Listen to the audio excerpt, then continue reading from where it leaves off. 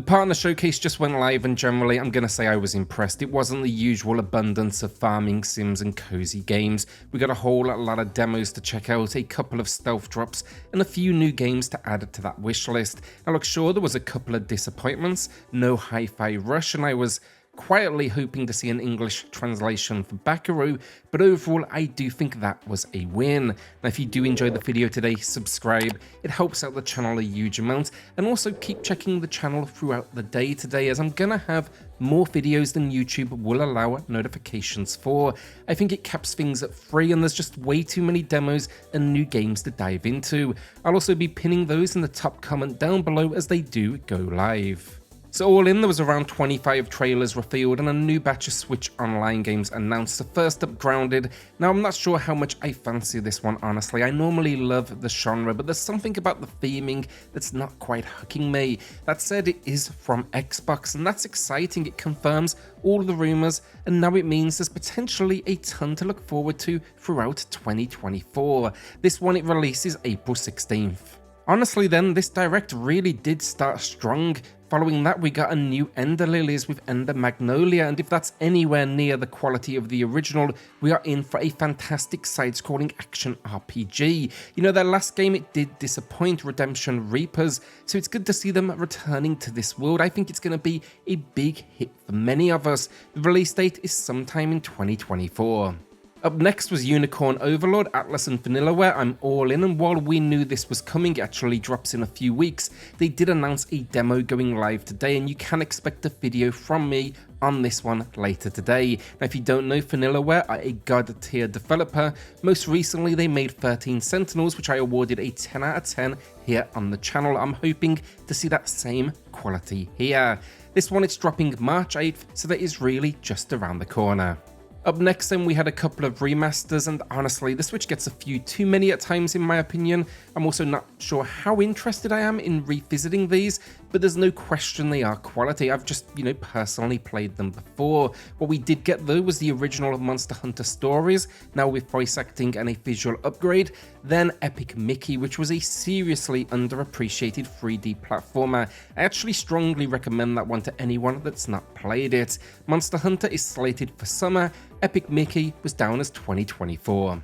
Shin Megami Tensei 5 Vengeance has been announced, and this is an enhanced version of the original release with a whole lot of new content. I presume if you own the base game, you can pay for some sort of upgrade as well. Now I actually played this, of course, already, or at least the base game on the Switch, but this is now hitting as well PlayStation, Xbox and PC, so I'm actually tempted to jump to another platform just to see that boost from hardware performance.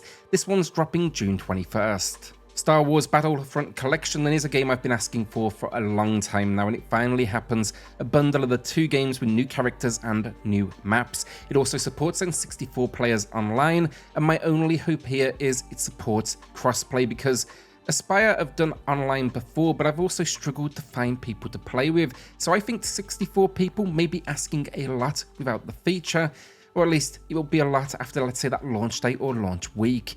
In my opinion though, this is a classic. It has, however, been years, so I'm curious to see how it all holds up. The release date of March 14th though can't come soon enough. South Park Snow Day is another big one for me. I think the recent South Park games have been incredible. When I look at them in respect to the visuals and just the reflection of the show, I think they are absolutely spot on. I like the look of this one too, but I'm also curious to see how it performs and how much content is packed in. I think it's going to be demanding for the Switch because it is a 3D co-op game. I'm actually hoping we can gain an audience here. I think it could be a challenge. Also, I'm hoping it packs split screen, as it feels like it suits the game perfectly. Then the reason I said content is it's not a AAA price point, which surprised me. It's $29.99 USD, and it releases March 26th. Tales of Kenzara then, I'm liking the look of a 2D action game. I love the vibrant visuals. I genuinely thought this was going to be, AA, kind of $30 to $40, but it's actually $17.99. It's promising to be a narrative adventure where we set out to bring back a loved one after we make a deal with the god of death. I really think this looks stunning, and I was also surprised to see it's coming from EA. April 23rd for release isn't too far away, and it went straight onto my wish list. To jump around a bit then, after the strong opening, Sword Art Online Fractured Daydream will pack a single player mode and 20 player co-op releasing this year. Wish I could tell you more, and I have actually played a few entries. I'm just not that knowledgeable on the series. I do want to invest more time with it, but there's no hard release date yet, just 2024, which should give me the opportunity to do that.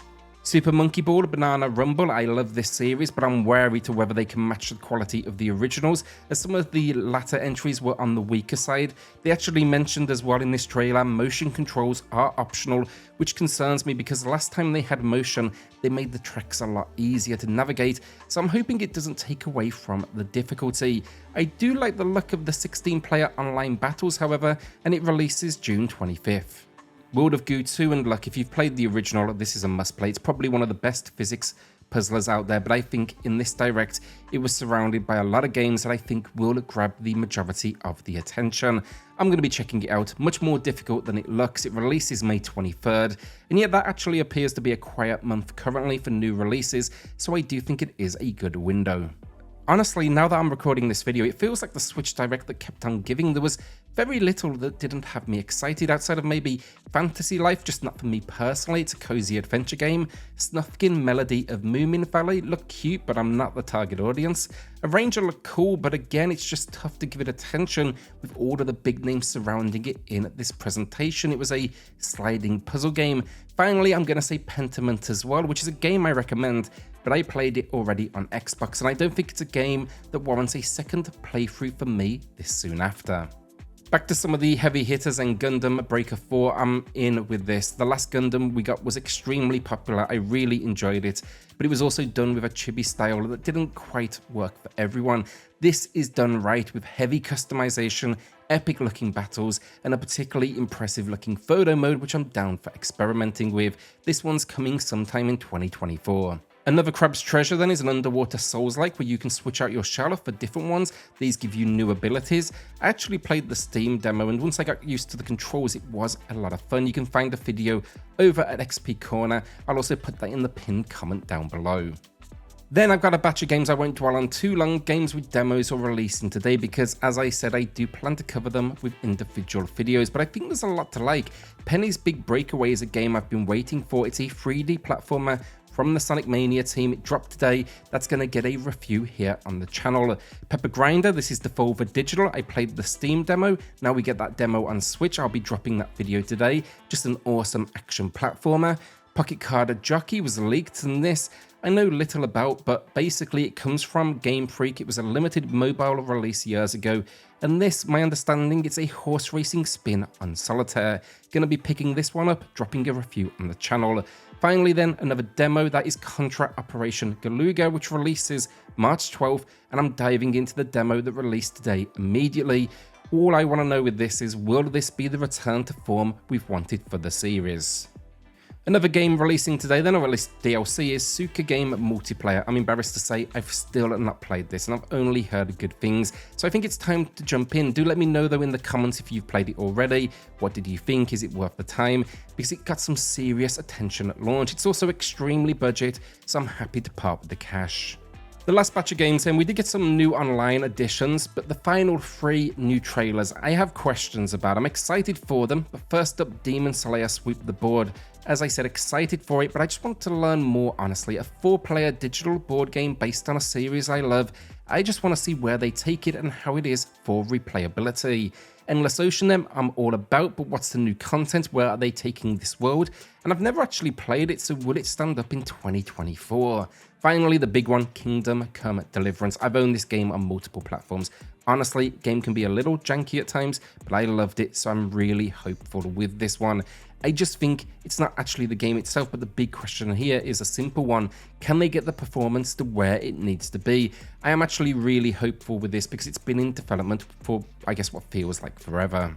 And that was the Direct. It was a winner. I'll say it again, it was the Direct for me that kept on giving. What games have you psyched though? Let me know in the comments. Once again then, YouTube will cap notifications today at 3, so keep your eye on the channel as I'm going to be covering a whole lot of these demos today and even maybe dropping a review or 2. So yeah, if you did enjoy this video, subscribe, and I'll see you all on the next video. Thanks everyone.